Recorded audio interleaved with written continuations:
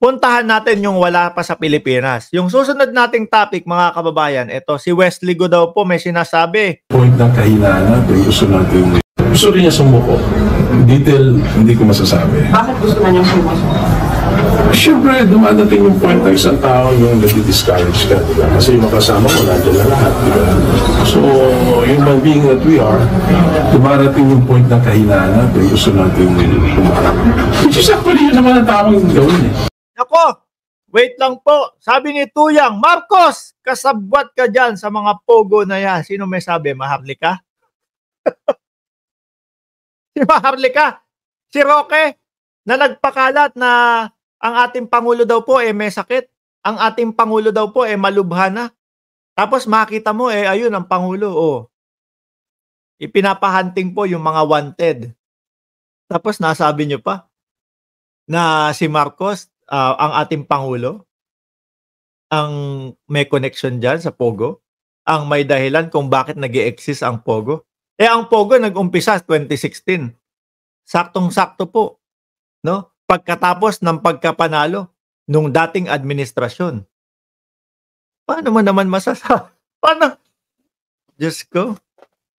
Paano niyo po nasasabi yun? Paano po kayo nagkakalakas ng loob na humarap dito sa mga social media tapos sasabihin mo ganyan? Marcos, ano yan Si Marcos ang nagpapatakbo niyan Tapos wala kayong mga basehan.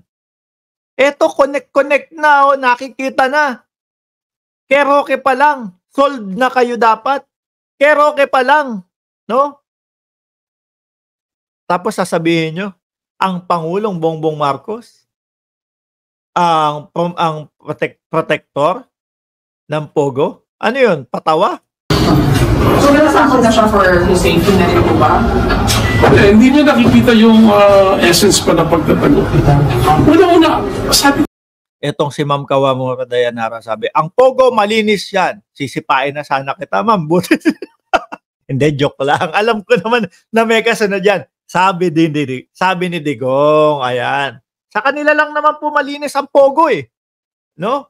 Pero po, sa mga nakikitang mga investigasyon po, mga kababayan, may torture hub, biruin mo, ikaw, sasabihin mo, no? Kunyari, sa kanchino, sasabihin mo sa mga magulang mo, sa mahal mo sa buhay, meron na akong trabaho, pupunta ako ng Pilipinas. Maganda yung trabaho ko doon, maayos naman. Pagdating mo doon sa Pogo, nang i-scam pala yung trabaho mo. Ayaw mo sumunod. Binabanatan ka, ginugulpi ka, dahil nang lalamang ng tao Di ba? So hanggang sa umabot sa punto na wala na, tinegi ka na. Maganda ba yon? Di ba? Si Wesley Go daw po, hindi ko talaga marinig masyado yung audio, mga kababayan. Pero mukhang susuko na daw po. Eto naman si attorney, laging sinasabi, may susuko. Si Alice Go gusto nang sumuko. Pero ano po ang nangyari, mga kababayan?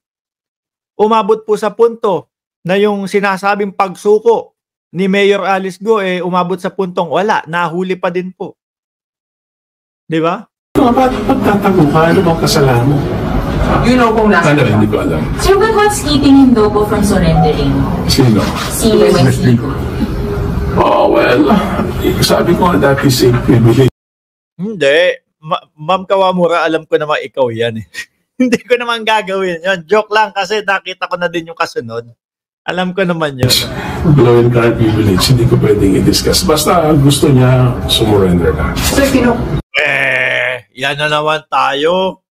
Gusto niya sumurrender. Yan din ang sinabi ni attorney, mga kababayan Nung narinig na pati yung mga attorney dahil sinasabi nila paulit-ulit na si Mayor Alice Go nasa Pilipinas pa, ganito, ganyan. Baka makasuhan na. Biglang nagmamakaawa na kay Alice Go na sumuko na umano na, ganito, ganyan. Sinabi niya din, mga kababayan, ni attorney na si Mayor Alice Go gusto nang sumuko, ganito, bla bla bla. Ending, nahuli pa din po. May request siya na i-coordinate niyo na po yung kanyang pagsuko. Walang ganong request. After ko makausap ang ate niya. Pero nakausap mo kahapon si Wesley, so hindi niya alam kung nasaan siya. Hindi niya tinanong. Bakit? Kahit tanong mo, hindi ka naman sasagutin. Okay. So may proseso na para Sabi ni John Mark Altre, mukhang tahimik si Topacio Nagpahinga muna ata. Hindi, bumabanat pa daw po sa Kongreso Doon sa kanyang yes, yes, yo, yung Twitter niya. Panay ang banat niya. Kay Congressman Benny Abante. O di ho ba? Biruin mo pa naman. Ba't hindi ka tatahimik o bakit hindi ka babanat? Lahat yata ng kliyente niya. Malapit, si Kibuloy na lang ang hindi nasusukol. Ano ho? Tebes. Tapos na. Iuwi na lang ho sa Pilipinas yan. I-update ko po kayo. Sino pa? Ayan, Sheila Go, si Cassandra Leong, si Mayor ng Banban. Huli na din po. Si Kibuloy na lang ang hindi nahuhuli. Di ho ba? Pero, kung aaralin nyo po lahat ng mga kliyente ni Topacio, mga kababayan, lahat ho nagtatago. Lahat ang sinabing dahilan may banta sa kanilang buhay. sa pagsuko niya, meron kayo simulan na parang coordination para sa pagsuko ni Wesley? Hindi ko muna yan sasabihin, pero we're working on that.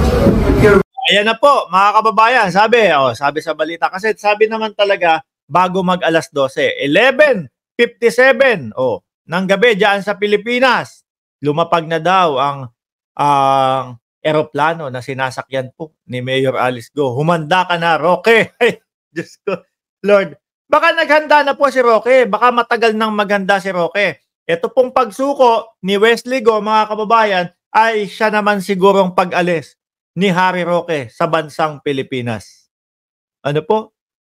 Nakalimutan na ba ninyo si Bantag? Ang alam ko po, hindi po yata. Kung hindi ako nagkakamali, hindi yata si Topacio ang lawyer ni Bantag. Kung hindi lang po ako nagkakamali, i-correct nyo na lang po ako. Ano? Sabi ni Just One Me, why not, Boss Mark? Kung isa siya sa makapagbibigay ng daan para mabuo ang puzzle ng Pogo, EJK o drug war at human trafficking, go, go, go. Ito yung, kumbaga pumapayag kayo, okay sa inyo na maging witness protection program, no? O mag-under si Alice Go sa witness protection program. Actually po, hindi lang po siya yung binigyang pagkakataon yan, mga bossy. Pati po si Cassandra Leong. Kaya lang si Cassandra Leong, mas pinipili pong magsinungaling. Pati po yung kapatid nila, si Sheila Go.